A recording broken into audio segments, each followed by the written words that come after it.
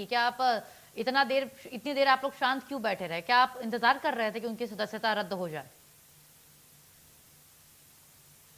देखिए, ये मामला ऑलरेडी जब कोर्ट में चल रहा था और हम्म, ये लोग ही दिल्ली कोर्ट में लेकर गए। हम्म, जब कोर्ट में लगातार राजेंद्र भारती जी और उनके वकील और उनके सभी लोग जो गवाह थे वो सब लगातार जाके उस बात को करते रहे हैं, अपना पक्ष रखते रहे हैं।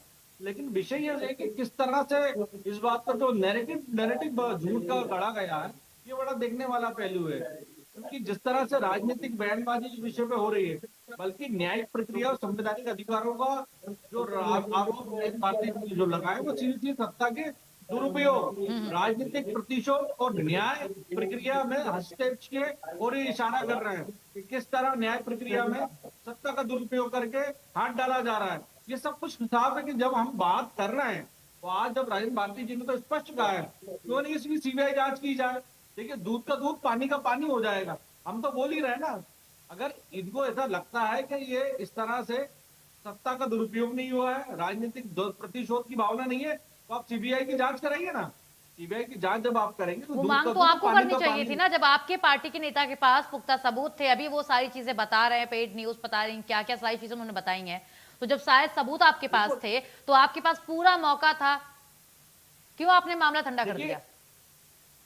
ये मामला इलेक्शन कमीशन से जुड़ा है, पेड न्यूज और जो एफिडेविट की सच्चाई है उसको लेकर लगातार है। चूंकि इन्होंने लगातार उसको लेकर, चूंकि उन्होंने कहा है कि 2013 में किस तरह 4 के एक बंगले के अंदर एक मीटिंग हुई, किस तरह से इनको 70 करोड़ रुपए का प्रलोभन दिया गया उस समय। अब आप सोच लीजिए कितना भ्रष्टाचार का पैसा, कितनी संपत्ति का उपयोग कर रहे हैं। लेकिन जब भी अगर राजेंद्र भारती जी, क्योंकि कांग्रेस के सच्चे सिपाही हैं, वो ना डरे और वो सत्य को लेकर आगे बढ़े, तो उस बात को लेकर जब वो लगातार कोर्ट में जा रहा है तो इनके इन सबको दर्द हो रहा है। हम तो मांग ही कर रहे हैं ना। क्योंकि देखिए, इसमें दो चीजें और हैं। इसमें पेनल ऑफ द कोड है, IPC code of criminal procedure है, सहकारिता अधिनियम संभावित जो उल्लंघन जो हो रहा है उस हम्म, पर ये बात करना नहीं चाहते।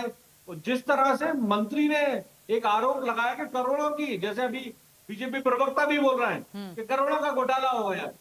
पहले आप ये समझ लीजिए, उनको ये समझना चाहिए बीजेपी प्रवक्ता को बयानबाजी देने से पहले कि पूरा मामला है कितने का।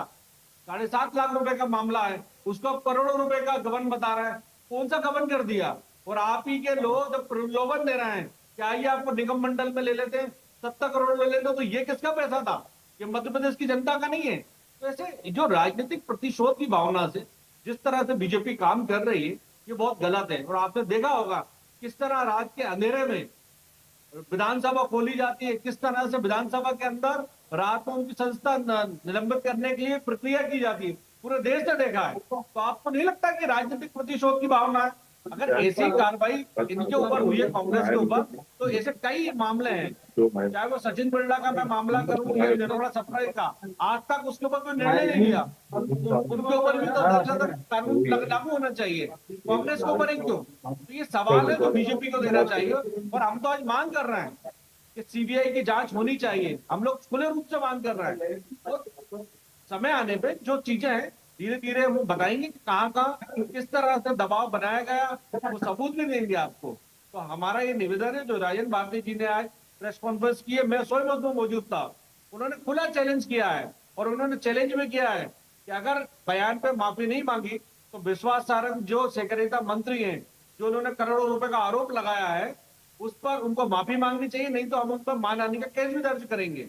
स्पष्ट रूप से जब कह चुके हैं, वो समय आएगा तो उसको हम बताएंगे कि किस तरह से प्रतिशोध की भावना से भारतीय जनता पार्टी कांग्रेस के लोगों को दबा रही है। बिल्कुल। घनश्याम जी क्या कहेंगे? लगातार आपके दो